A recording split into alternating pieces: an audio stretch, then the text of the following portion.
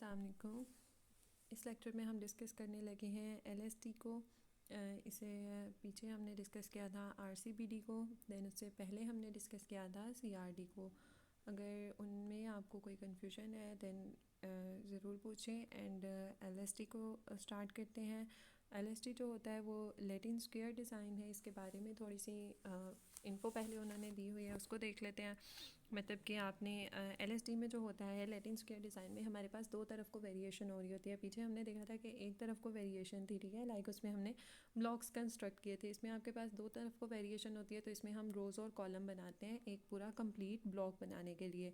इसमें जो ट्रीटमेंट है वो आपने जो याद रखने वाली चीज़ है वो इसमें ये है कि हर रो और हर कॉलम में जो है वो ट्रीटमेंट बस एक ही दफ़ा अपीयर होना चाहिए।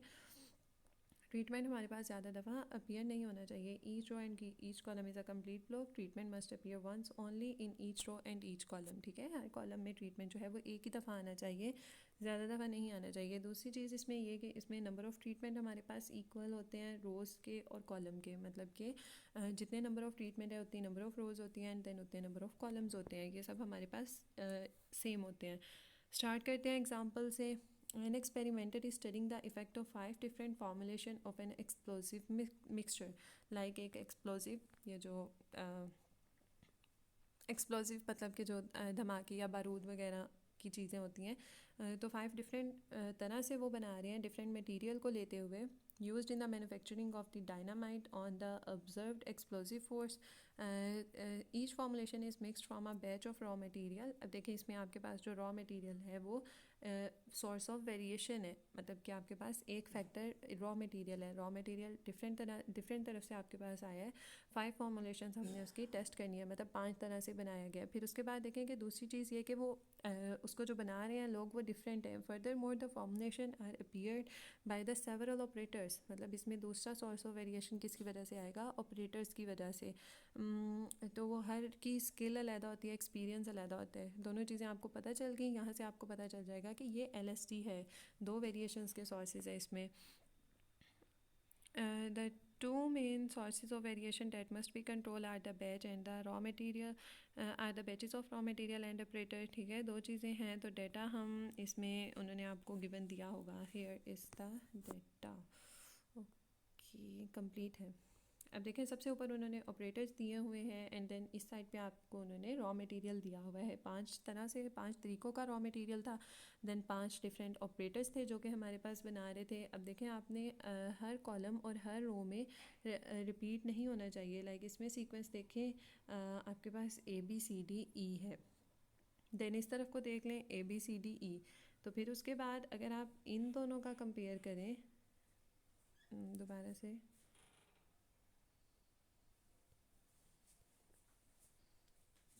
इसमें अगर आप इन दोनों का कंपेयर करें, दो रोज़ का, like this one and then बिल्कुल इसके साथ वाली को कंपेयर करें। अब देखें ये दोनों सेम नहीं है। ABCDE, यहाँ पर BCDEA, ठीक है।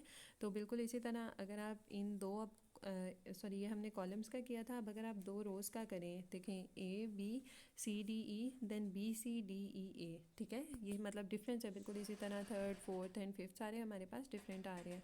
अब आपने इसमें टोटल भी जो है वो दो तरफ को फाइंड आउट करना है, क्योंकि दो तरफ को हमारे पास रोज़ और कॉलम में वेरिएशन आ रही है। आपने रॉ मटेरियल का कॉलम इस तरफ को फाइंड आउट करना है टोटल, एंड देन उसके बाद आपने विद इन कॉलम जो है वो ऑपरेटर्स का जो है वो इस तरफ को टोटल फाइंड आउट करना है, ठीक है। आपने इन सब का टोटल फाइंड आउट कर लेना है। यहाँ पर आपको देखें ग्रैंड टोटल उन्होंने एक ही दिया हुआ है 635। अब यहाँ पर कन्फ्यूजन नहीं क्रिएट करनी, क्योंकि जो ग्रैंड टोटल आता है LST में वो दोनों का सेम होता है।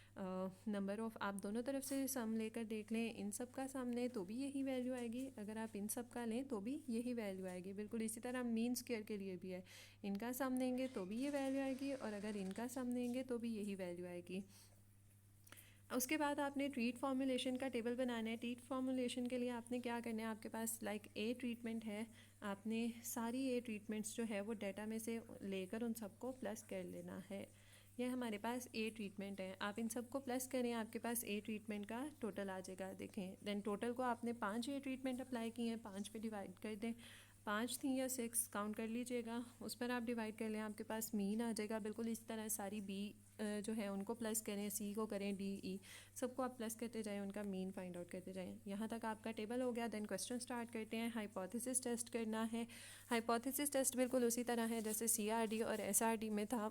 मुझे इसको आई होप से एक्सप्लेन करने की ज़रूरत नहीं है। इसके लिए आपको सबसे पहले जितना कुछ हमने डिस्कस किया है कि हाँ करेक्शन फैक्टर फाइंड आउट करते हैं, then treatment sum of square. Okay, यहाँ पर थोड़ी सी चेंजेस आएंगी। करेक्शन फैक्टर बिल्कुल उसी तरह है, ग्रैंड टोटल का स्क्वायर लें, number of observations, total sum of square भी सारी ऑब्जर्वेशंस का सम लें, उसमें से करेक्शन फैक्टर को माइनस कर दें। देन हमारे पास तीन चीज़ें यहाँ पर आ जाती हैं। लास्ट सबसे फर्स्ट में हमारे पास एक ही दो थी, ट्रीटमेंट और एरर था। देन हमारे पास ट्रीटमेंट ब्लॉक और एरर आया। अब ट्रीटमेंट रोज़ और कॉलम, क्योंकि इसमें ब्लॉक नहीं है, दो तरफ को वेरिएशन होती है, ठीक है, रोज़ और कॉलम दोनों साइड पे हो रही है, तो treatment rows and then column तीनों का आ गया। मेथड सेम है, ट्रीटमेंट्स जितनी हैं, ट्रीटमेंट मतलब हमने ये जो ट्रीटमेंट फॉर्मुलेशन का टेबल खुद से बनाया है ये वाला, ठीक है। इसमें टोटल जो है ट्रीटमेंट ए का जैसे 143 है, उसको आप स्क्वायर करें, 5 दफ़ा अप्लाई की थी, 5 पे डिवाइड कर लें, सबका ऐसे ही फाइंड आउट कर लें। रोज़ का सम ऑफ स्क्वायर निकालते जाएं, हर रो का टोटल हमने फाइंड आउट किया हुआ है, उसको स्क्वायर लेकर डिवाइड करते जाएं। 5 ऑब्जर्वेशंस थी एक रो में, 5 पे डिवाइड कर दें। कॉलम्स के लिए भी ऐसे ही है। एरर का आपको पता है कि जितना हमने ऊपर फाइंड आउट किया होता है, ट्रीटमेंट रोज़ और कॉलम है, उन सबको आप माइनस कर दें टोटल में से, तो आपके पास एरर आ जाएगा। एनोवा टेबल की कंस्ट्रक्शन भी कोई मुश्किल नहीं है, बिल्कुल उसी तरह है जैसे पहले भी डिस्कस कर चुके हैं। एनोवा टेबल में ट्रीटमेंट फॉर्मुलेशन जो जो चीज़ें हमने ऊपर फाइंड आउट की हैं वही आ जाएंगी। ट्रीटमेंट है, रोज़ है एंड देन कॉलम है। ट्रीटमेंट की डिग्री ऑफ फ्रीडम मतलब 5 ट्रीटमेंट थे, 1 माइनस कर दें, 5 रोज़ थी, 5 कॉलम थे, 1 माइनस कर दें। सॉरी, कॉलम नहीं पहले करना, 5 रोज़ थी, एक ठीक है, रोज़ और कॉलम 5 ही थी, उनमें से 1 माइनस कर दें। यहाँ पर थोड़ा सा गलत लिखा हुआ है, ये वाला ट्रीटमेंट के लिए है, ये रॉ के लिए है, ये ऑपरेटर के लिए है and this one is for error. Error का जो हम निकालते हैं वो टोटल से निकालते होते हैं। जो आप टोटल फाइंड आउट करेंगे, पहले आपने treatment, then rows, then column, then error और last sorry total, then last पे आपने एरर का फाइंड आउट करना होता है, ठीक है। एरर का मतलब जो टोटल आता है हमारे पास आंसर, उसमें से बाकी सबको माइनस कर दें, एरर आ जाता है। सम ऑफ स्क्वायर हमने ऊपर फाइंड आउट कर लिए हैं सबके, वो एज इट इज़ यहाँ लिखे हैं। मीन सम ऑफ स्क्वायर को, हर सम ऑफ स्क्वायर को डिग्री ऑफ फ्रीडम पे डिवाइड करते जाएं, आपके पास मीन निकल आएगा। एफ कैलकुलेटेड फाइंड आउट करना है, तो जो मीन सम ऑफ स्क्वायर है उसको एरर पर डिवाइड करते जाएं।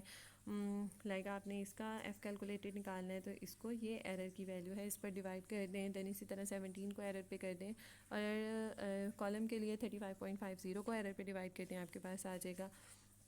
एफ़ टेबल को भी हम पहले डिस्कस कर चुके हैं कि एफ़ टेबल कैसे फाइंड आउट होता है। अल्फ़ा और जो हमारे पास 2 डिग्री ऑफ फ्रीडम्स होती हैं, ट्रीटमेंट का एफ़ टेबल फाइंड आउट करना है तो ट्रीटमेंट की डिग्री ऑफ फ्रीडम और एरर की। देन अगर आप रोज़ का कर रहे हैं तो रोज़ की डिग्री ऑफ फ्रीडम और एरर की। इसी तरह कॉलम की डिग्री ऑफ फ्रीडम और एरर की, क्योंकि इसमें रोज़, कॉलम और ट्रीटमेंट सेम होते हैं, तो इनका जो कैलकुलेटेड वैल्यू है वो भी सेम आती है। CV भी बिल्कुल उसी तरह है। मीन सम ऑफ एरर का अंडर रूट लें, उसको ग्रैंड टोटल पर डिवाइड करें, मल्टीप्लाई 100 कर दें। रूल भी सेम है कि 3 से 20 के दरमियान होनी चाहिए। अगर लेस दैन 3 है तो ये लैब एक्सपेरिमेंट है और हमारे पास ज़्यादा अच्छा एक्सपेरिमेंट है, मतलब ज़्यादा रिलायबल है, इसमें भी कुछ चेंज नहीं है। थर्ड वन आपके पास उन्होंने दोबारा आपको यहाँ पर ये जो फार्मूला मैं आपको LST कैलकुलेट करना लास्ट वीडियो में बता चुकी हूँ, यहाँ पर उन्होंने दोबारा किया हुआ है। इसमें जस्ट एक डिफरेंस आएगा, LST वैल्यू में इसको मिक्सअप नहीं करना।